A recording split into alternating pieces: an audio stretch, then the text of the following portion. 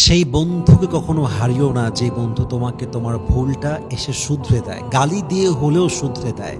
মাথায় রাখবা, যে বন্ধু তোমার ভুল শুধরে দেয় সেই তোমাকে ভালোবাসে। যে বন্ধু তোমার ভুলগুলো শুধরে না দিয়ে তোমাকে মিথ্যা প্রশংসা করে, সে বন্ধু আর যাই হোক না কেন প্রকৃত বন্ধু কখনো হতে পারে না। ঠিক কিনা বলেন সবাই আপনারা?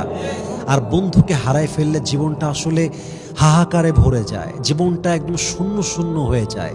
রাত 2টার সময় বাইরে ঘুরতে গেছেন, বাইকে তেল শেষ, কে আসবে? বন্ধু আসবে। একটা মেয়েকে পছন্দ হয়েছে, হালালভাবে বিয়ে করতে চান, মেয়ের নাম্বার লাগবে, মেয়ের বাড়ি কোথায় জানতে হবে, মেয়ের বাবা কি করে জানতে হবে। তো হালালভাবে বিয়ে করতে কে হেল্প করবে? বাপের আগে আপনার বন্ধু আপনাকে সাহায্যের হাত বাড়িয়ে দিবে। ঠিক কিনা বলেন? এই জন্য আপনার জীবনে বন্ধুর দরকার, তবে বন্ধুটা হতে হবে নিঃস্বার্থ ভালোবাসার মানুষ।